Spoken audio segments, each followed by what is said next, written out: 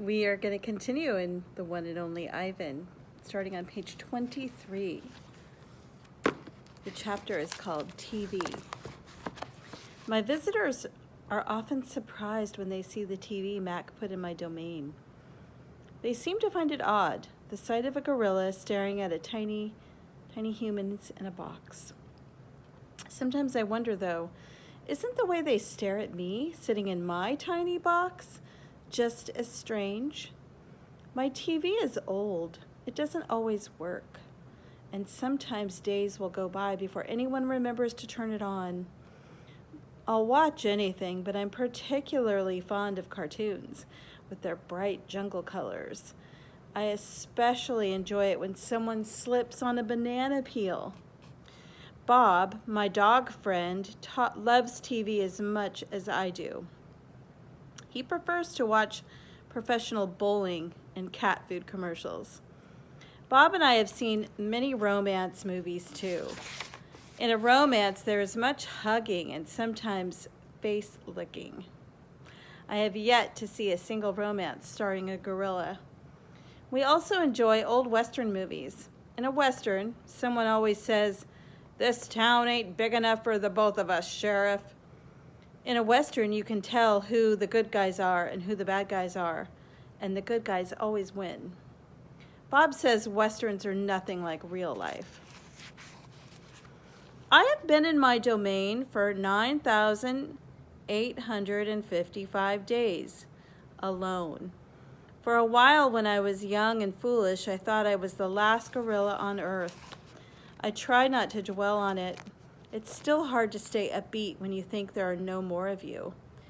Then one night, after I watched a movie about men in black hats with guns and feeble-minded horses, a different show came on. It was not a cartoon, not a romance, not a Western. I saw a lush forest. I heard birds murmuring. The grass moved, the trees rustled. And then I saw him. He was a bit threadbare and scrawny and not as good looking as I am, to be honest. But sure enough, he was a gorilla. As suddenly as he'd appeared, the gorilla vanished, and in his place was a scruffy white animal called, I learned, a polar bear, and then a chubby water creature called a manatee, and then another animal and another. All night I sat wondering about the gorilla I'd glimpsed. Where did he live? Would he ever come to visit? If there was a he somewhere, could there be a she as well? Or was it just the two of us Or was it just the two of us in all the world, trapped in our own separate boxes? Stella says she's sure I will see another real live gorilla someday. And I believe her because she's even older than I am and has eyes like black stars and knows more than I will ever know. Stella is a mountain. Next to her, I'm a rock. And Bob is a grain of sand. Remember, Stella is the elephant. He's a gorilla and Bob is a little tiny dog. Every night when the stores close and the moon washes the world with milky light, Stella and I talk. I don't have much in common, but we have enough. We are huge and alone, and we both love yogurt raisins. Sometimes Stella tells stories of her childhood, of leafy canopies hidden by mist and the busy songs of flowing water. Unlike me, she recalls every detail of her past. Stella loves the moon with its untroubled smile. I love the feel of the sun on my belly. She says, "It's quite a belly, my friend," and I say, "Thank you, so is yours." We talk, but not too much. Elephants, like gorillas, do not waste words.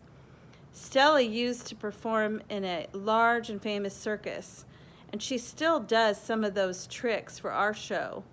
During one stunt, Stella stands on her hind legs while Snickers jumps on her head. It's hard to stand on your hind legs when you weigh more than 40 men. If you're a circus elephant and you stand on your hind legs while a dog jumps on your head, you get a treat. If you do not, the claw stick comes swinging. Elephant hide, elephant skin, is as thick as bark on an ancient tree, but a claw stick can pierce it like a leaf. Once, Stella saw a trainer hit a bull elephant with a claw stick. A bull is like a silverback, noble, contained, calm like cobra is calm. So a bull elephant is the male, just like silverback is the male gorilla.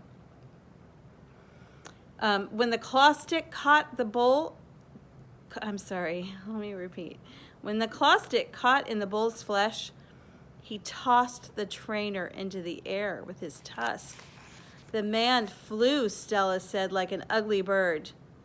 She never saw that bull again.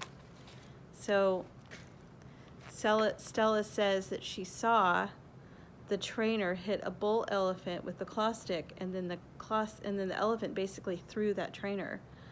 And I mean, he probably was killed or hurt. And then Stella said she never saw that bull elephant again. What do you think happened to him? Stella's trunk. Stella's trunk is a miracle. She can pick up a single peanut with elegant precision, tickle a passing mouse, tap the shoulder of a dozing keeper. Her trunk is remarkable, but still it can't unlatch the door of her tumble-down domain. Circling Stella's legs are long-ago scars from the chains she wore as a youth. Her bracelets, she calls them. When she worked at the famous circus, Stella had to balance on a pedestal for her most difficult trick. One day, she fell off and injured her foot. When she went lame and lagged behind the other elephants, so she was sort of crippled, or disabled is the better word to say, after she injured her foot. She went lame and lagged behind the other elephants. The circus sold her to Mac. Stella's foot never healed completely. She limps when she walks, and sometimes her foot gets infected when she stands in one place for too long. Last winter, Stella's foot swelled to twice its normal size. She had a fever, and she lay on the damp, cold floor of her domain for 5 days. Oh, they were long, very long days. Even now, I'm not sure she's completely better. She never complains, though, so it's hard to know. At the Big Top Mall, no one bothers with iron shackles. A bristly rope tied to a bolt in the floor is all that's required.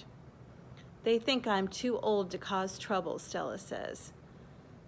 Old age, she says, is a powerful disguise. A plan. It's been 2 days since anyone's come to visit. Mac is in a bad mood. He says we are losing money, hand over fist. He says he's going to sell the whole lot of us. When Thelma, a blue and yellow macaw, demands, "Kiss me, big boy," for the 3rd time in 10 minutes, a macaw, boys and girls, is a bird. Mac throws a soda can at her. Thelma's wings are clipped so she can't fly, but she can still hop. She leaps aside just in the nick of time. "Pucker up," she says with a shrill whistle. Mac stomps to his office and slams the door shut. I wonder if my visitors have grown tired of me. Maybe if I learn a trick or two, it will help. Humans do seem to enjoy watching me eat. Luckily, I am always hungry. I'm a gifted eater. A silverback must eat 45 pounds of food a day if he wants to stay a silverback. 45 pounds of fruit and leaves and seeds and stems and bark and vines and rotten wood. Also, I enjoy the occasional insect.